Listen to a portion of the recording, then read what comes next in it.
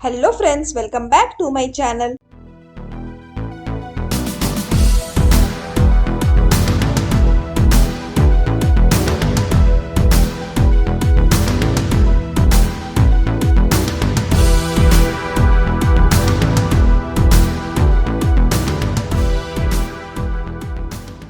Part 30 के starting में हमें दिखाया जाता है कि यहाँ पर जीन डांस का प्रैक्टिस कर रही होती है जो उसकी कंपनी में इवेंट होने वाला होता है उसके लिए। तो जुवो आता है और वो उसे चुपके से देख रहा होता है और फिर वो मन में बोलता है कि अच्छा ये तो डांस प्रैक्टिस कर रही है, और फिर वो उसे देख करके हंसने लगता है। उसके बाद हमें सीन में दिखाया जाता है कि वो अपने घर आ जाता है और वो भी इधर डांस की प्रैक्टिस कर रहा होता है। यहाँ पर हमें बहुत ज्यादा फनी सीन दिखाया जाता है क्योंकि जुवो को डांस करना नहीं आता है, बट वो एक बुक लेकर के डांस प्रैक्टिस कर रहा होता है। तभी उसके साथी लोग आते हैं और उसे देख के शॉक्ड हो जाते हैं और बोलते हैं कि बॉस आप ये क्या कर रहे हो। तो जुवो थोड़ा सा शर्मा जाता है और बोलता है कि कुछ नहीं, मैं बस एक्सरसाइज कर रहा था। साथी लोग बोलते हैं कि एक्सरसाइज, और वो भी ऐसे, और हाथ में आप बुक क्यों लिए हुए हैं, बुक लेकर के कौन एक्सरसाइज करता है। तो जुवो बोलता है कि तुम मुझे मत सिखाओ, चलो जाओ तुम लोग यहाँ से। उन लोगों को वो वहां से भगा देता है। उसके बाद यहाँ पर दोनों बाहर आते हैं और बोलते हैं कि जरूर कुछ तो गड़बड़ है। उसके बाद वो लोग जाते हैं और चुपके से जुवो को देख रहे होते हैं। तांघाई बोलता है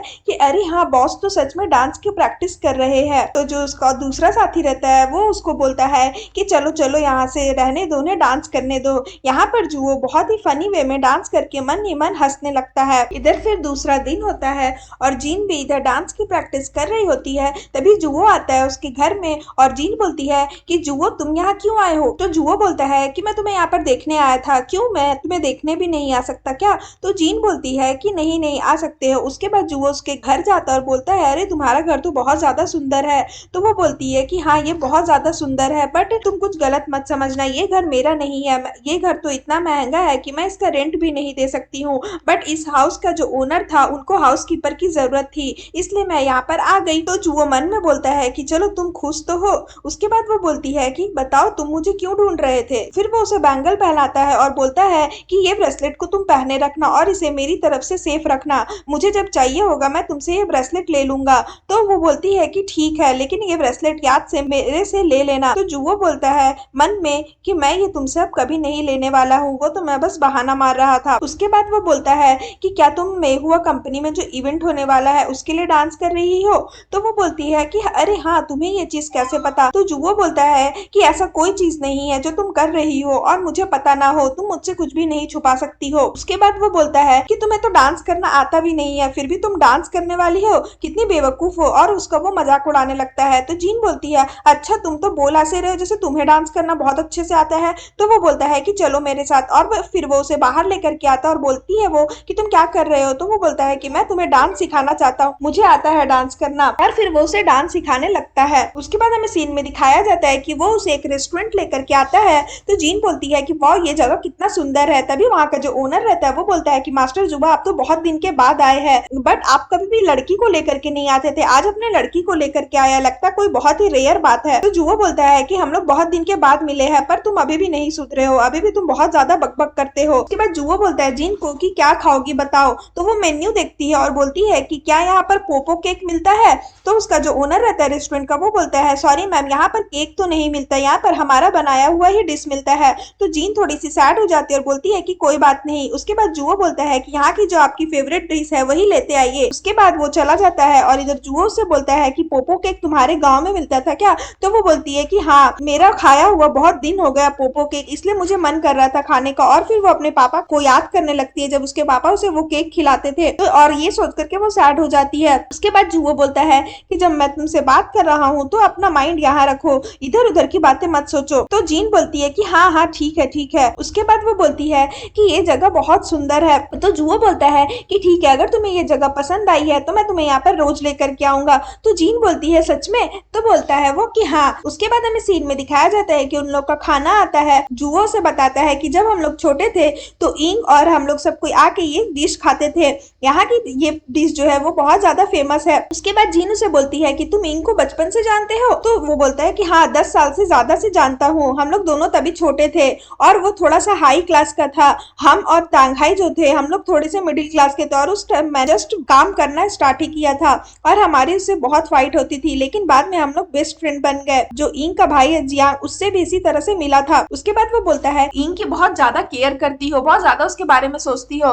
तो जीन बोलती है कि नहीं नहीं ऐसा कुछ नहीं है। उसके बाद वो बोलता है अच्छा, और फिर वो जब खाता है तो उसे देख करके हंसने लगता है। तो जीन बोलती है अरे वाह तुम्हें तो हंसना भी आता है। तो जुओ बोलता है कि क्या मैं अभी हंस रहा था? तो जीन बोलती है कि हाँ तुम अभी हंस रहे थे।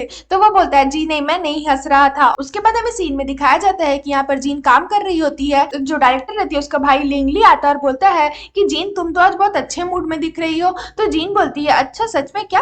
तो लिंगली बोलता है कि हाँ कहीं ऐसा तो नहीं है कि तुम्हें कोई मिल गया जो तुम्हें अच्छे से डांस सिखाता हो या जिसने तुम्हारी सारी प्रॉब्लम सॉल्व कर दी हो। उसके बाद हमें सीन में दिखाया जाता है कि जीन अपने घर आती है और जुओ वहीं पर आता है। तो जीन बोलती है कि क्या तुम आज मुझे फिर से डांस सिखाने वाले हो? तो जुओ बोलता है कि डांस कुछ ऐसा नहीं है कि कल सीखे और हो गया। डांस को सीखना पड़ता है 2-3 दिन लगातार, और जब मैंने तुम्हें डांस सिखाना स्टार्ट किया है तो मैं पूरा तुम्हें सिखा कर रहूंगा। और फिर वो उसे डांस सिखाने लगता है। उसके बाद हमें सीन में दिखाया जाता है इंग जो है वो उसकी सेंग की बेटी को लेकर के संघाई आ रहा होता है। तो उसकी बेटी बोलती है कि तुम मुझे संघाई लेकर के क्यों जा रहे हो? तो उसके हाथ में किस करता और बोलता है कि मैं तुम्हें कुछ सरप्राइज देना चाहता हूँ। तो वो खुश हो जाती है और शर्मा के बोलती है कि आज तो 8 अक्टूबर है और आज मेरा बर्थडे भी नहीं है, तो सरप्राइज किस बात का?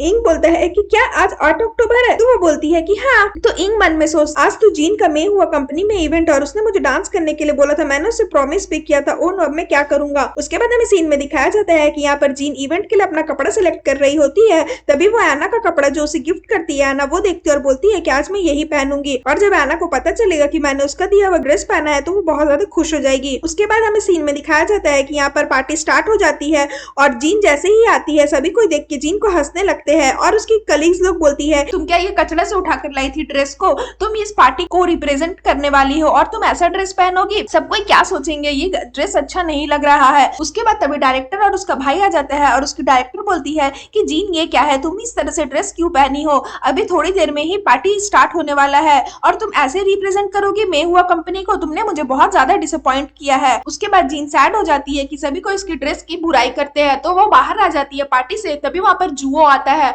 और वो जुओ को बोलती है कि क्या हुआ, तुम मुझे ऐसे क्यों देख रहे हो? तुम भी अब मेरी बुराई ही करने वाले हो क्या मेरे ड्रेस की? तो जुओ बोलता है कि क्या तुम्हें मुझ पे भरोसा है, तो चलो मेरे साथ। उसके बाद वो उसे अपने घर लेकर के आता है और हर जगह ड्रेस, बहुत सुंदर सुंदर सैंडल्स, ज्वेलरीज रखे रहते हैं। तो वो बोलता है कि इसमें से कोई एक पिक कर लो, जो तुम्हें अच्छा लगे वो पहन लो। तो जीन चारों तरफ सैंडल, ड्रेस और ज्वेलरी को देख करके बहुत ज्यादा खुश हो जाती है कि इतने महंगे महंगे कपड़े सब रखे हुए हैं। उसके बाद यहाँ पर पार्टी स्टार्ट हो जाती है। एक लेडी जो रहती है वो गाना गा रही होती है और सभी कोई वहां पर आए होते हैं। उसके बाद वो गाना गा के चली जाती है। तो उसकी जो डायरेक्टर रहती है वो आती है स्टेज पे और बोलती है नेक्स्ट परफॉर्मेंस होगा जीन का। तभी वो अपने जो कलीग्स रहती है उसको बोलती है कि जीन कहाँ है, क्या तुमने उसे ढूंढा?